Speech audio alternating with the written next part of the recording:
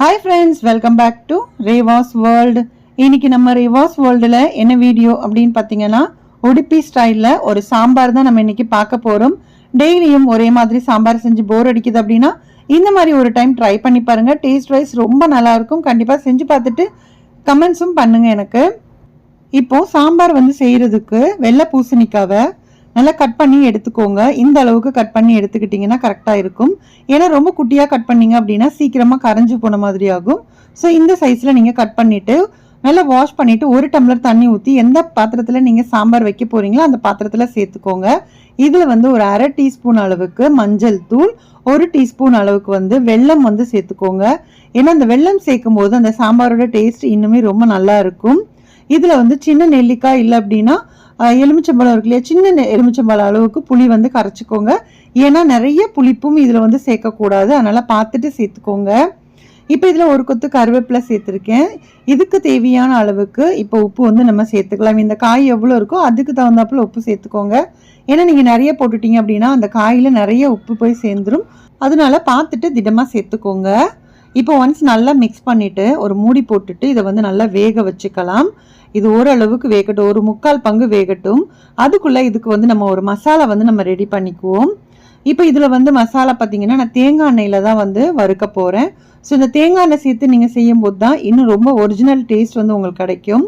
இப்போது ஒரு பேனில் தேவையான அளவுக்கு தேங்காய் எண்ணெய், 1 டீஸ்பூன் அளவுக்கு கடலைப்பருப்பு, 1 டீஸ்பூன் உளுத்தம்பருப்பு, 1.5 டீஸ்பூன் அளவுக்கு தனியா சேர்த்துக்கிறேன், 1/2 டீஸ்பூன் ஜீரகம், 1/4 டீஸ்பூன் அளவுக்கு வெந்தயம் சேர்த்துக்கோங்க. அதிகமாக வெந்தயத்தை சேர்த்துட்டீங்க அப்படின்னா ஒரு மாதிரி கசப்பு தன்மை வந்துடும். ஸோ அதனால் 1/4 டீஸ்பூனோட கொஞ்சம் கம்மியாகவே சேர்த்துக்கோங்க. இப்போ இது எல்லாத்தையுமே சேர்த்துட்டு நல்லா வறுத்துக்கலாம். அந்த வாசனை வரும் இல்லையா, அந்த அளவுக்கு நம்ம வறுத்து எடுத்துக்கணும்.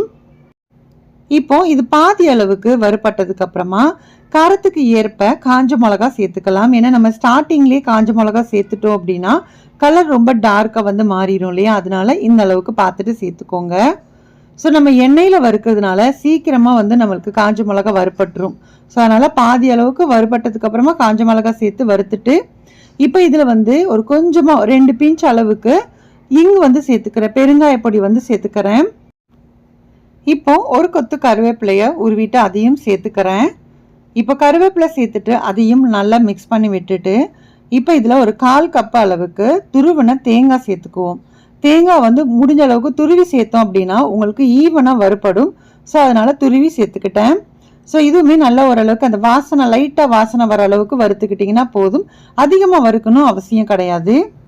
அவ்வளோதான். இந்த மசாலா பார்த்தீங்க அப்படின்னா நல்லா வறுபட்டதுக்கு அப்புறமா நல்லா ஆற வச்சுருங்க. நல்லா ஆற வச்சதுக்கு அப்புறமா மிக்சி கப்பில் சேர்த்துட்டு கொஞ்சமாக தண்ணி சேர்த்து நல்லா ஃபைன் பேஸ்ட்டாக அரைச்சி எடுத்துக்கிறேன்.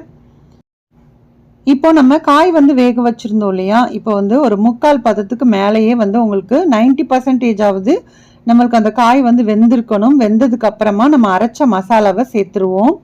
சேர்த்துட்டு ஒன்ஸ் நல்லா மிக்ஸ் பண்ணி விடுங்க. ஏன்னா இதில் நம்ம பருப்பெல்லாம் சேர்த்ததுனால கண்டிப்பாக கெட்டியாக தான் ஆகும். ஸோ அதனால் பார்த்துட்டு தண்ணி எவ்வளோ வேணுமோ அந்த அளவுக்கு சேர்த்துக்கோங்க. இந்த சாம்பாரை பொறுத்த அளவுக்கு பார்த்தீங்க அப்படின்னா கொஞ்சம் கெட்டியாக தான் இருக்கும். ஸோ எங்களுக்கு ரொம்ப கெட்டியாக பிடிக்காதுங்கிறதுனால நான் கொஞ்சம் தண்ணி எக்ஸ்ட்ராவாக நான் சேர்த்துருக்கேன். ஸோ நீங்கள் பார்த்தீங்க அப்படின்னா உங்கள் வீட்டில் எப்படி சாப்பிடுவீங்களோ அந்த அளவுக்கு பார்த்துட்டு சேர்த்துக்கோங்க. இப்போது மசாலாவை சேர்த்துட்டு ஒன்ஸ் நல்லா மிக்ஸ் பண்ணிவிட்டு இது நல்லாவே கொதிக்கணும். இப்போ நம்ம பருப்பெல்லாம் சேர்த்ததுனால கொஞ்சம் கெட்டியாக ஆகிற மாதிரி இருக்கும். ஸோ தண்ணி தேவைப்பட்டுச்சு அப்படின்னா கொஞ்சமாக தண்ணி ஊற்றிட்டு நல்லா மிக்ஸ் பண்ணி விட்டுருங்க. ஸோ நல்லா கெட்டியாக இருந்தால் தான் இந்த சாம்பார் நல்லா இருக்கும். ஸோ இன்றைக்கி நான் பார்த்தீங்கன்னா கொஞ்சம் தண்ணி சேர்த்துருக்கேன்.